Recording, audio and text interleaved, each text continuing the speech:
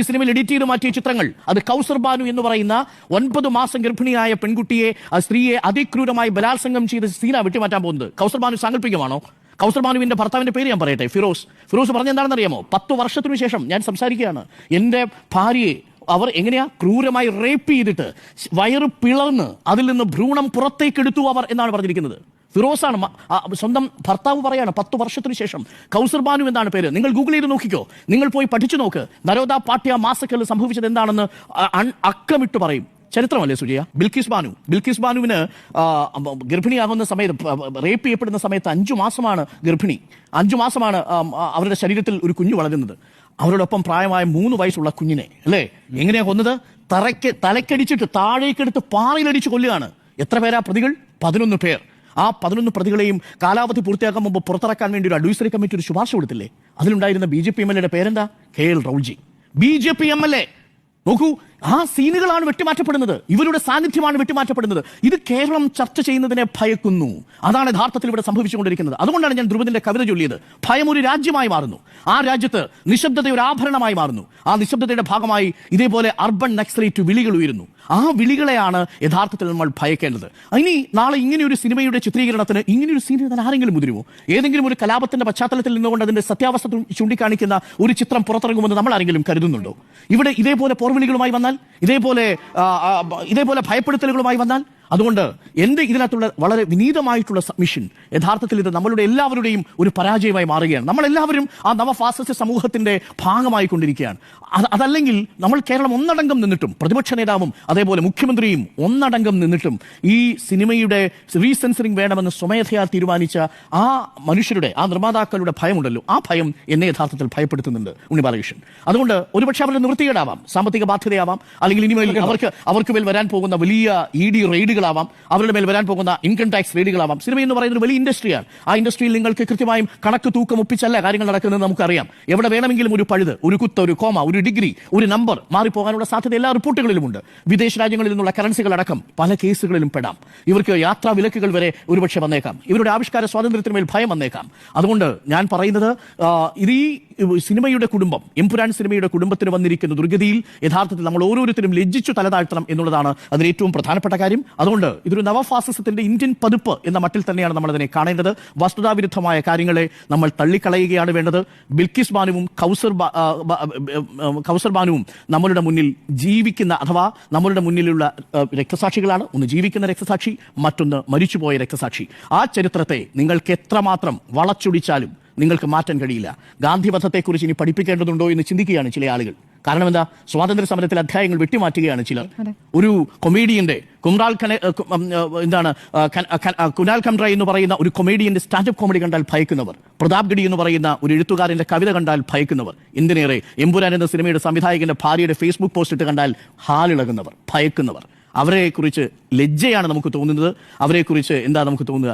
കഷ്ടമാണ്, പേടിക്കല്ലേ എന്നേ നമുക്ക് പറയാനുള്ളൂ. നാഷണൽ ഇൻവെസ്റ്റിഗേഷൻ ഏജൻസിയുടെ പേരും ലോഗോ ഓൾമോസ്റ്റ് അതുപോലെ തന്നെയാക്കിയാണ് കാണിച്ചിരിക്കുന്നത്. അപ്പോൾ അക്കാര്യത്തിൽ ഇപ്പോൾ ഇനിഷ്യേറ്റ് ചെയ്തിട്ടുണ്ട് നടപടി എന്ന് കേൾക്കുന്നു. TP51 സിനിമയുടെ സംവിധായകന് എന്താണ് സംഭവിച്ചത്? കൊയ്തു താഴത്ത് എന്ന സംവിധായകന് പിഞ്ചു കുഞ്ഞുങ്ങളെയും എടുത്ത് വീട് വിട്ടിറങ്ങി പോകേണ്ടി വന്നു രാത്രിയിൽ കേരളത്തിൽ. പൃഥ്വിരാജ് സുഖമായി ഹോട്ടലിലോ വീട്ടിലോ ഒക്കെ ആണെങ്കിലും അവിടെ കിടന്നുറങ്ങുകയും അദ്ദേഹത്തിന്റെ കാര്യങ്ങൾ ചെയ്യുകയും ചെയ്യുന്നുണ്ട്. കൊയ്തു താഴത്തിൽ പറഞ്ഞ ഒരു പ്രധാനപ്പെട്ട കാര്യമാണ്. കൊയ്തു താഴത്തിൽ 2021 പറഞ്ഞൊരു സ്റ്റേറ്റ്മെന്റ്, ഏഷ്യാനെറ്റിന് കൊടുത്ത ഒരു സ്റ്റേറ്റ്മെന്റ് ഞാൻ വായിക്കാം. ഇന്ന് നമ്മൾ അതാണ് ഞാൻ പറയാൻ പോകുന്നത്. കേൾക്കുക, അസ്വസ്ഥപ്പെട്ടില്ലേ? CPM കൊലപ്പെടുത്തിയത് CPM പ്രവർത്തകരാണ് എന്ന ബോധ്യം തനിക്കിപ്പോഴില്ല. കലാകാരൻ എന്ന നിലയിൽ തന്നെ ഉപയോഗപ്പെടുത്തി പ്രതിഫലം നൽകാതെ കോൺഗ്രസ് വഞ്ചിച്ചുവെന്നും 8 കൊല്ലമായുള്ള കോൺഗ്രസ് ബന്ധം ഉപേക്ഷിക്കുകയാണെന്നും പറഞ്ഞത് ഇന്ന് താങ്കൾ പറഞ്ഞുവെന്ന് കോട്ട് ചെയ്ത് അതേ മൊയ്തു താഴത്താണ്. അതാണ് വസ്തുത ഒന്ന്. ഇനി രണ്ടാമത്തെ വസ്തുത, NIAക്ക് എന്തോ ഒരു പ്രത്യേകമായിട്ടുള്ള പ്രിവിലേജ് ഉണ്ട് എന്ന മട്ടിലാണ് സുജയ് പറഞ്ഞത്. NIAയുടെ ചിഹ്നം ഉപയോഗിച്ചു, NIAയുടെ പേര് ഉപയോഗിച്ചു. കേരള പോലീസിന്റെ ചിഹ്നം ഉപയോഗിച്ച തെറ്റല്ലേ? CBIയുടെ പേര് ഉപയോഗിച്ച തെറ്റല്ലേ? നിങ്ങൾ EDയുടെ പേര് ഉപയോഗിച്ചാൽ തെറ്റല്ലേ? എത്ര സിനിമകളിൽ നമ്മൾ നാഷണൽ ഏജൻസികൾ ഉപയോഗിച്ചിരിക്കുന്നു. പ്രതിനായകനായും നായകനായും ഓരോ അന്വേഷണ ഏജൻസിയുടെയും കഥാപാത്രങ്ങൾ എത്ര സിനിമയുടെ തിരക്കഥകളിൽ വന്നു. അന്നൊന്നും ഇല്ലാത്ത ഇളക്കം എന്താ? ഇപ്പൊ NIAയുടെ കാര്യത്തിൽ മാത്രം EDയുടെ തലപ്പത്തിരിക്കുന്നയാൾ സഞ്ജയ് മിശ്ര ആയിരുന്നില്ലേ? അയാൾ ഇപ്പോൾ ആരാ സുജയ? പ്രധാനമന്ത്രിയുടെ പ്രിൻസിപ്പൽ സെക്രട്ടറിയാ. ഏറ്റവും കൂടുതൽ പ്രതിപക്ഷ നേതാക്കൾക്കെതിരെ കേസെടുത്ത സഞ്ജയ് മിശ്രയല്ലേ ഇപ്പോൾ പ്രധാനമന്ത്രിയുടെ എക്കണോമിക് പ്രിൻസിപ്പൽ സെക്രട്ടറി? അയാൾ നായകനോടൊപ്പം നടക്കുന്നു എന്നുള്ളതിന്റെ കൃത്യമായുള്ള ചിത്രീകരണമല്ലേ സിനിമയിൽ നടക്കുന്നത്? ഇന്റലിജൻസ് ബ്യൂറോയിലെ ഉദ്യോഗസ്ഥനല്ലേ കൂടെ നടക്കുന്നത്? ഇത് സ്വാഭാവികമല്ലേ? എങ്ങനെയാണ് രാജ്യത്തിന്റെ സുരക്ഷാ സംവിധാനങ്ങൾ പാളിപ്പോകുന്നതായിട്ട് നമ്മൾ കാണുന്നത്, ഇതൊക്കെ നമ്മുടെ മുന്നിലുണ്ടല്ലോ, അതവിടെ നിൽക്കട്ടെ. അപ്പോൾ രണ്ട് വസ്തുതാപരമായ കാര്യങ്ങളാണ് ഞാൻ പറഞ്ഞത്. മൂന്നാമത്തെ ഒരു പ്രധാനപ്പെട്ട കാര്യം, മോഹൻലാലിനെ ഉപയോഗപ്പെടുത്തുകയാണ് പൃഥ്വിരാജ് എന്ന് പറഞ്ഞു. അസംബന്ധമാണ്. മോഹൻലാലിന് അങ്ങനെ അഭിപ്രായമില്ല എന്ന് മാത്രവുമല്ല, മോഹൻലാൽ ഈ സിനിമ പ്രിവ്യൂ കണ്ടിട്ടുണ്ട് എന്ന് പരസ്യമായി തന്നെ സിനിമയുടെ ലോഞ്ചിങ് വേളയിൽ പറഞ്ഞിട്ടുള്ള കാര്യവുമാണ്. അപ്പോൾ മോഹൻലാൽ പ്രിവ്യൂ കണ്ടിട്ടില്ലെന്നും മോഹൻലാലിനെ ചതിച്ചു എന്നുള്ള ലൈൻ എന്ന് പറയുന്നത് ഒരു മേജർ റിവ്യൂ ലൈനാണ്. ആ മേജർ റിവ്യൂ ലൈൻ എന്ന് പറയുന്നത് ശുദ്ധ അസംബന്ധമാണ് എന്നുള്ളതാണ് എൻ്റെ ടേക്ക്. അത് മല്ലിക സുകുമാരൻ വളരെ വ്യക്തമായി പറഞ്ഞിട്ടുണ്ട്. അതും താൻ സംവിധാനം ചെയ്യാത്ത, താൻ ഭാഗമല്ലാത്ത ഒരു സിനിമയുടെ കാര്യത്തിൽ അങ്ങോട്ട് കയറി ഇടപെട്ട് അതിനെ കുളമാക്കിയതും, ഇതിനെ ഇത്രമാത്രം ആ രീതിയിൽ മലീമസമാക്കിയതും ഈ പറയുന്ന മേജർ റിവ്യൂ ആണ്. ഫ്രം സോഴ്സസ് ഐ സേ ഇതിനെ ഇത്രയും അധികം രാഷ്ട്രീയവൽക്കരിച്ചതിന് പിന്നിൽ ആ മാന്യന് ഒരു പ്രത്യേക റോളുണ്ട് എന്നാണ് ഞാൻ വിശ്വസിക്കുന്നത്. ഇതാണ് മൂന്ന് പ്രധാനപ്പെട്ട വസ്തുതാപരമായ കാര്യങ്ങൾ. ഇനി ആർഗ്യുമെന്റിലേക്ക് വന്നാൽ യഥാർത്ഥത്തിൽ എന്താണ് ഇവിടെ സംഭവിച്ചുകൊണ്ടിരിക്കുന്നത്? ഞാൻ എൻ്റെ ഫേസ്ബുക്ക് പോസ്റ്റിൽ പറഞ്ഞിരിക്കുന്നത് പോലെ ഇതൊരു നവഫാസിസത്തിന്റെ ഇന്ത്യൻ പതിപ്പാണ്. ഇതിൻ്റെ ഒരു സ്വഭാവം എന്ന് പറയുന്നത് സ്റ്റേറ്റ് ഏജൻസിയുടെ സാന്നിധ്യം അവിടെ നമുക്ക് ആവശ്യമില്ല. ഇറ്റലിയിൽ ബെനിറ്റോ മുസോളിനിയും ജർമ്മനിയിൽ ഹിറ്റ്ലറും സ്പെയിനിൽ ഫ്രാങ്കോയും ഒക്കെ അവരവരുടേതായിട്ടുള്ള ഫാസിസ്റ്റ് രൂപങ്ങളെ കൊണ്ടുവന്നത് സ്റ്റേറ്റിന്റെ ഏജൻസിയോട് കൂടിയാണ്. അവിടെ ഒരു പട്ടാളം ഉണ്ടാവും, അവിടെ സ്റ്റേറ്റിന്റെ പേട്രണേജ്, ഭരണകൂടത്തിന്റെ പൂർണ്ണമായിട്ടുള്ള പിന്തുണയുണ്ടാവും. എന്നാൽ ഇന്ന് നമ്മളുടെ രാജ്യത്ത് പ്രവർത്തിച്ചുകൊണ്ടിരിക്കുന്ന ഫാസിസ്റ്റ് മിനിയേച്ചറിന് അഥവാ നവഫാസിസ്റ്റ് സ്വഭാവത്തിന് സ്റ്റേറ്റിന്റെ പാട്രണേജ് ആവശ്യമില്ല. അത് സ്വയം പ്രവർത്തനക്ഷമമായ ഒരു ഫാസിസ്റ്റ് സമൂഹമായി നമ്മളിൽ പലരും മാറുന്നു എന്നതിൻ്റെ തെളിവാണ് ഇന്നിപ്പോൾ ആ ഭയം ജനിപ്പിക്കുന്നത്. അത് ഉംബർട്ടോ ഇക്കോ 1990 തന്നെ വ്യക്തമാക്കുന്നുണ്ട്.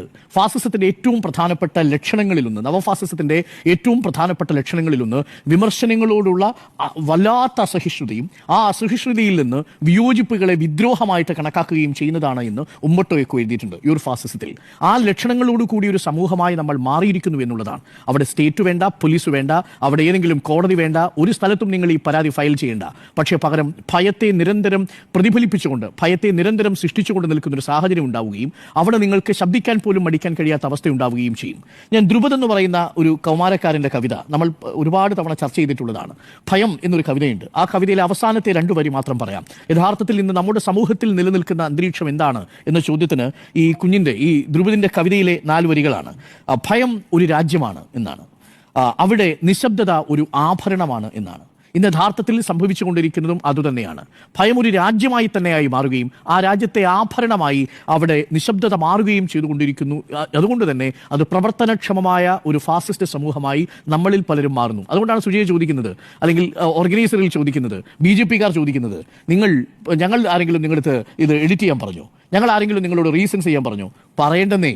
ആ സമ്മർദ്ദവും ആ ഭീഷണിയും നമ്മുടെ സമൂഹത്തിൽ ഒരു നിഴലായി അവിടെ ഉണ്ടാവും എന്നുള്ളതാണ്. ഇത് സമൂഹത്തിൽ സ്വയം പ്രവർത്തനക്ഷമമായ ഒരു മെഷീനായി പ്രവർത്തിച്ചു തുടങ്ങിയിരിക്കുന്നു എന്നുള്ളതാണ്. അതുകൊണ്ടാണ് ഞാൻ കഴിഞ്ഞ ചർച്ചയിൽ പറഞ്ഞത്, ഇന്ന് നിർമാല്യം പോലൊരു സീൻ എടുക്കാൻ കഴിയില്ല.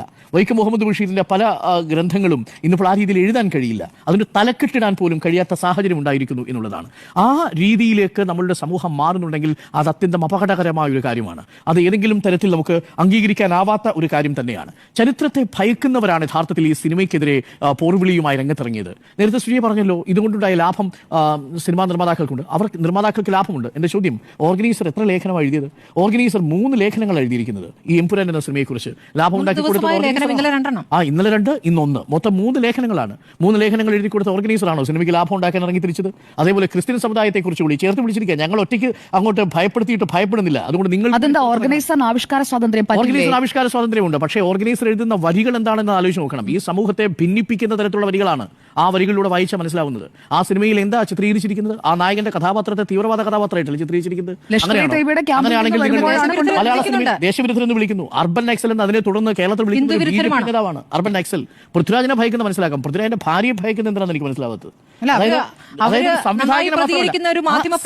സംവിധായകന്റെ ഭാര്യയെ കൂടി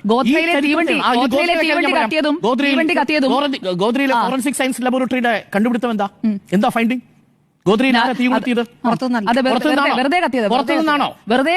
forensic science laboratory RL Dahiya എന്ന് പറയുന്ന FSLന്റെ ഉദ്യോഗസ്ഥൻ പറഞ്ഞു കൊടുത്ത റിപ്പോർട്ട് എന്താ?